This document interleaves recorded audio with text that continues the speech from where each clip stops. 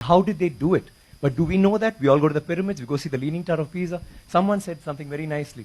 He said, we are actually appreciating a building that doesn't stand. It's falling over and wow, let's take a picture, let's take a selfie, and we're getting excited. But we have temples today that stand and they didn't use plaster. Do you know that for this particular stone, they had to use a ramp, which was 6 kilometers long, which was pulled by bulls, elephants, and people. 6 kilometers long to get it up there, without any machinery, without any cranes, without anything. And they didn't have plaster. It's withstood 6 earthquakes. You know what happens when an earthquake comes? Without plaster. What they have done is they have an outer wall, then inside that they have a corridor of 6 feet, which is an open, just a corridor, and then they have another structure inside which goes all the way to the top, which is why they can withstand earthquakes, which is why they stood so long. So these are all things that we need to know about. This particular king has built 5,000 dams in his time, and he's made a water management ministry in that time. He's had elections for the village leaders. He's asked them to name cities after women. Why should it only be men? Why can't it be named after a queen? And they've had hospitals, free hospitals, and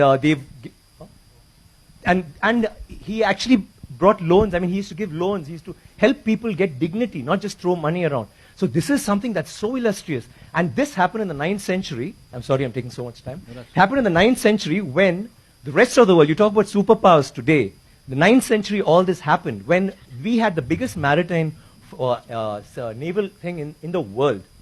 And it went all the way to Bali, all the way to Malaysia, and went till we sent emissaries to China.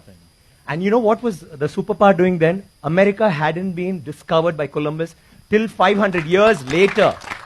So think about our culture, think about how advanced we were. We need to be proud of this. It's nothing to do with North India, South India, West India, East India. It is, we are Indians. And we need to feel proud about that.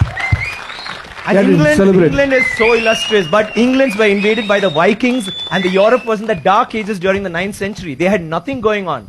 So don't you think we should celebrate history? Absolutely, absolutely. Thank you. Thank you. I need water, please.